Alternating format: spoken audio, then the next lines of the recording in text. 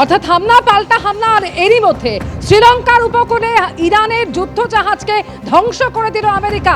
আমেরিকার সাবমেরিন ইরানের যুদ্ধজাহাজকে ধ্বংস করলো, এবং যা শ্রীলঙ্কার উপকূল থেকে মাত্র 22 কিলোমিটার দূরে, এবং যেটা জানা যাচ্ছে যে কন্যাকুমারী থেকে 1500 কিলোমিটারের মধ্যে এই যুদ্ধজাহাজকে ধ্বংস করে দিল আমেরিকার সাবমেরিন। ইরানের যুদ্ধজাহাজকে ভারতীয় মহাসাগরে এবার ধ্বংস করলো আমেরিকার সাবমেরিন। আর এই নিয়ে কথা বলবো, নিউজরুমে আমাদের সঙ্গে রয়েছেন প্রতিনিধি অতনু হালদার। অতনু, যুদ্ধের আঁচ কি তাহলে একেবারে ভারতের দোরগোড়ায় এসে পৌঁছলো? দেখো, একবারই যুদ্ধের আঁচ কিন্তু এই মুহূর্তে একবারে ভারতের দোরগোড়ায় এসে পৌঁছেছে। আজকে যে ঘটনা ঘটেছে তারপরে এটা একদম বলাই যায় যে ভারতের দোরগোড়ায় যুদ্ধের আঁচ এসে পৌঁছেছে। এর আগে থেকেই ভারতে এই মধ্যপ্রাচ্যের যে যুদ্ধ, এই যে ইরানের সঙ্গে ইসরায়েলের যুদ্ধ, ইসরায়েলের পাশে আমেরিকা, এর যে একটা আঁচ তা আগে থেকেই পড়ছিল। সেটা অন্যভাবে, সেটা কিভাবে?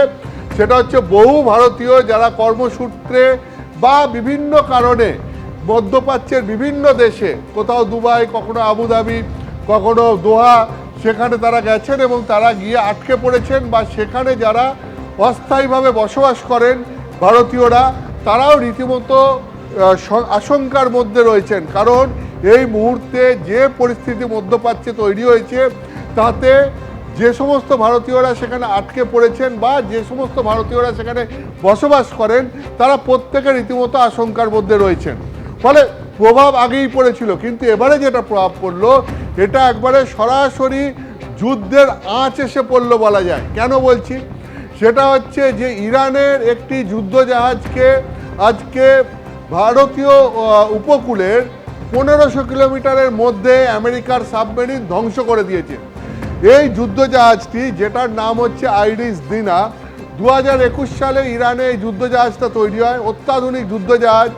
এটা থেকে মিসাইল ছোড়া যেত, মিসাইল এয়ার টু মানে সারফেস টু এয়ার এবং সারফেস টু সারফেস, অর্থাৎ এখান থেকে মিসাইল ছুড়ে আকাশে কোনো টার্গেট ফিক্স করা যেত। এই যুদ্ধজাহাজ থেকে মিসাইল ছুড়ে আবার অন্য যুদ্ধজাহাজ বা যদি মাটিতে কোনো টার্গেট ফিক্স করা হতো সেখানে ছোড়া যেত।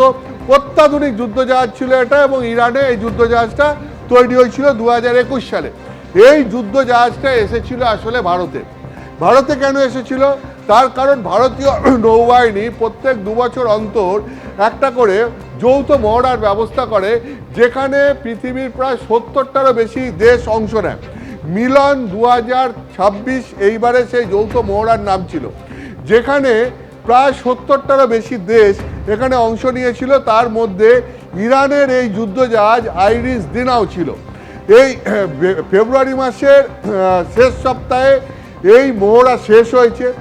এই মহড়া শেষ হওয়ার পর এই ইরানের যুদ্ধজাহাজটা ইরানে ফিরছিল, এবং এই ইরানে ফেরার জন্য সে ভারতের উপকূল থেকে শ্রীলঙ্কার উপকূল হয়ে যখন যাচ্ছিল, তখন আজকে এই ভারতীয় মহাসাগরে সেই জাহাজটার ওপর আমেরিকার সাবমেরিন থেকে আক্রমণ করা হয়। আমেরিকার সাবমেরিন থেকে এত তীব্র আক্রমণ করা হয় যে জাহাজটা প্রায় ধূলিসাৎ হয়ে গেছে, এবং এই জাহাজে 180 জন সৈনিক এবং কর্মী মিলিয়ে, সব মিলিয়ে 180 জন ছিলেন।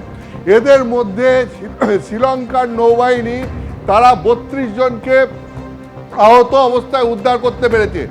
148 জন, তাদের কোনো খোঁজ মিলছে না। এরা প্রত্যেকে ভারতীয় মহাসাগরে তলিয়ে গেছে। অর্থাৎ এই 148 জন তলিয়ে গেছে 180 জনের মধ্যে। ফলে এই যুদ্ধের আজ যে একবারে ভারতের দোরগোড়ায় চলে এসছে, সেটা আবার বলাই যায়। তার কারণ ভারতে যৌথ মহড়ায় অংশ নিতে আসা একটা ইরানের যুদ্ধজাহাজকে ভারতের উপকূল থেকে 1500 কিলোমিটারের মধ্যে আমেরিকার সাবমেরিন সেটাকে ধ্বংস করে দিল। সঙ্গে থাকা অতনু। এবিপি আনন্দ, এগিয়ে থাকে, এগিয়ে রাখে।